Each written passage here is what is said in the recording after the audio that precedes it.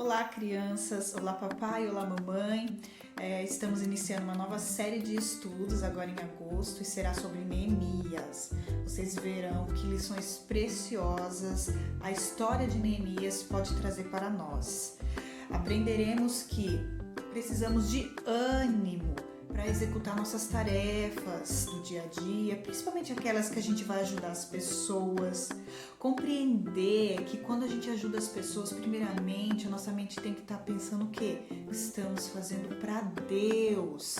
Outra lição preciosa é que quando ajudamos, nos disponibilizamos a ajudar as outras pessoas, vai ter dificuldades, vai ocorrer situações difíceis, mas com a ajuda de Deus as venceremos.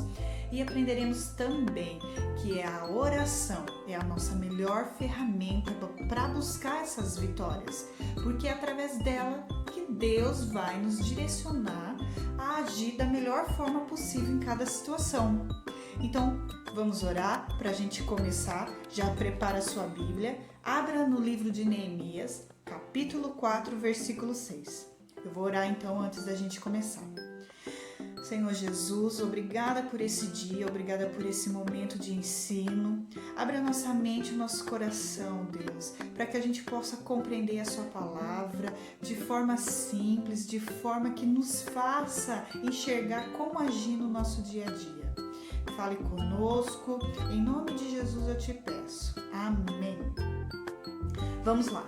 Capítulo 4, então, versículo 6 do livro de Neemias nos diz assim: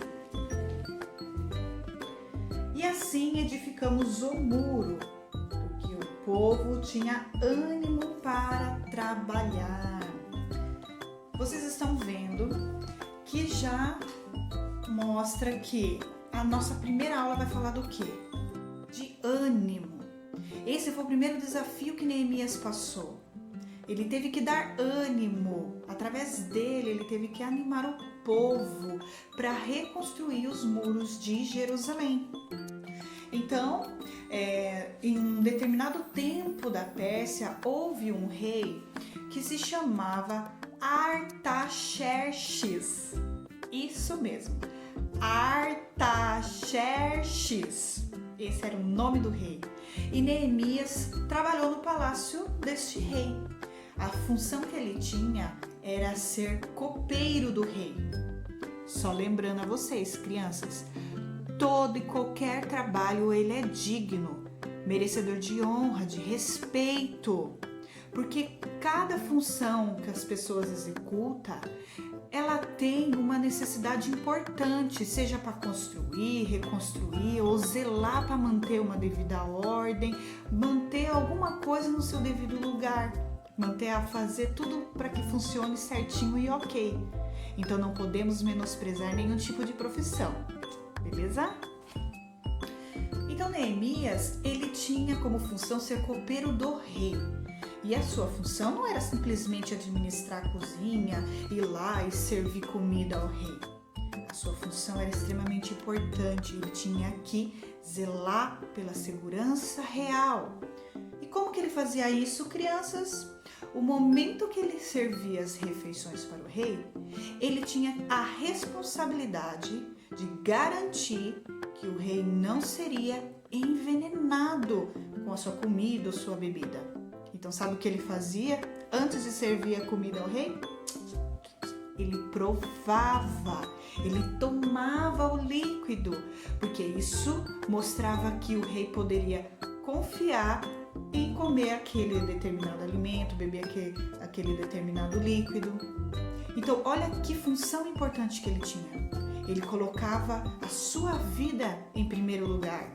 Ele fazia aquilo com excelência antes de dar ao próximo, antes de servir ao rei. Então, guarde isso na sua memória.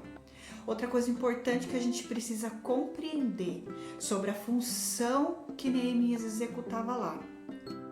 E, na verdade, qualquer outra pessoa que executava uma função direta ao rei tinha plena ciência que problemas pessoais não poderiam ser levados diante da presença do rei. Então imagine, o papai e a mamãe tá lá, tem um trabalho, tá trabalhando e você fica doente. Você acha que na época do rei poderia ser levado esse problema ao rei? Ó, não vou fazer hoje, tá? O seu trabalho, coloca outra pessoa no meu lugar. Ah, eu não vim trabalhar ontem, rei, porque meu filho ficou doente. Isso não existia. Não poderia ser colocado seus problemas pessoais à frente.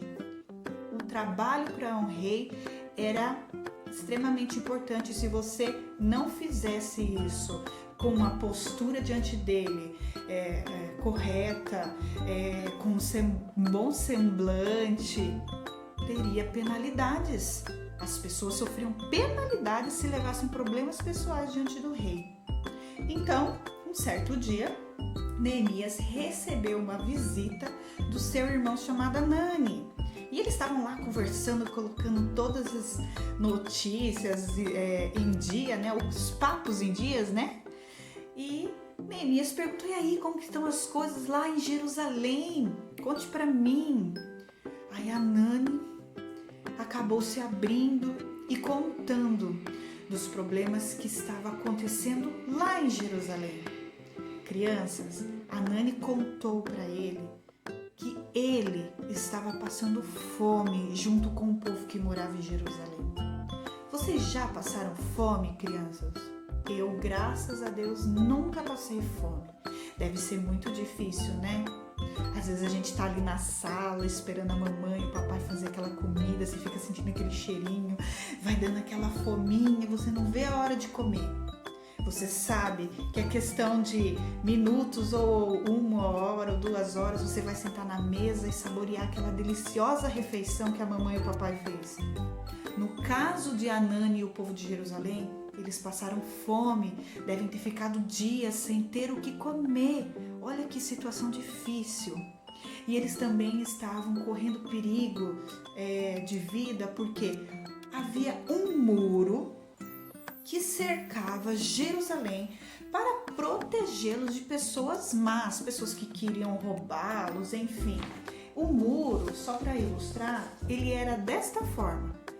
Ele era perfeitinho, alto, que assegurava a vida deles. Então Hanani contou que além deles passarem fome, eles estavam correndo perigo de vida porque o muro de Jerusalém estava derrubado, estava em ruínas. Vou mostrar para vocês aqui como estava. Tudo abandonado, quebrado, derrubado. E aquilo, crianças, afligiu o coração de Neemias. Então Neemias ficou por dias orando, pedindo uma direção para Deus, uma estratégia a Deus, porque ele tinha uma função importante dentro do reino lá na Pérsia e o povo estava em Jerusalém. Ele falava: como que eu consigo ajudá-los sozinhos daqui, né?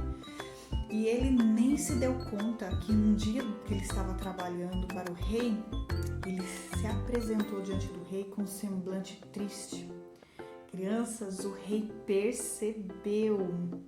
E aí ele virou e perguntou assim para Neemias o que estava acontecendo. Neemias tomou um choque e rapidamente ele deve ter feito uma oração. Imagino eu que ele deve ter falado assim: ai meu Deus, eu acabei de infringir uma regra de conduta, como me apresentar diante do rei, me ajude agora. E ele está me perguntando o que eu vou fazer. Ai, coloca as palavras certas na minha boca, Deus. E ele acabou se expressando, tendo oportunidade de conversar com o rei. E sabe por quê, crianças? Porque ele executava um bom trabalho. Então o rei deu liberdade para ele. Ele não sofreu nenhuma consequência por explicar, trazer seus problemas pessoais diante do rei. E aí ele falou de tudo que estava acontecendo, um problema lá com o seu povo em Jerusalém, e sabe que Deus ouviu a oração de Neemias pedindo uma estratégia para ele. Deus moveu o coração do rei, permitindo que ele fosse, crianças, para Jerusalém para ajudar o povo a reconstruir os muros. Aí ele pegou, se preparou tudo para ir para lá. Quando ele chegou lá, ele se deparou com um povo extremamente triste e necessitado. E aí? Como que vai reconstruir um muro com pessoas que não têm ânimo, que já desistiram diante da dificuldade? E aí começou o outro desafio de Neemias, né? O primeiro foi falar com o rei e o segundo foi animar o povo para que eles se unissem nesse trabalho. Então, como crianças que Neemias animou o povo para a reconstrução do templo? Através do seu testemunho, explicando todo esse perigo que ele correu em falar para o rei, que orando a Deus, Deus deu estratégia para conseguir, com palavras, convencer o rei a permitir que ele estivesse ali. E aquilo serviu para animar o povo. E o povo então ficou feliz, falou, então vamos juntos nessa. Vamos juntos unir forças para construir os muros de Jerusalém. O que você faz quando você vê que tem pessoas passando dificuldades ao seu redor? Que atitudes que você toma? Uma delas e principal delas, orar, crianças. Orar pelas pessoas que precisam da sua ajuda. Então faça isso agora nesse momento com seu papai, com a sua mamãe aí em casa. Se tem algum parente seu passando por alguma dificuldade, algum amigo que você saiba, ore por eles. Peça para que Deus dê estratégia, alguma forma que você possa alcançar e ajudá-lo, que ele possa estabelecer cura onde há enfermidade. Eu tenho certeza que Deus vai trazer uma resposta e vocês vão ter um lindo testemunho para depois compartilhar conosco. Um beijo, Deus abençoe e guarde essa lição no seu coração. E não perca a próxima aula, que muita coisa boa tá vindo por aí. Tchau!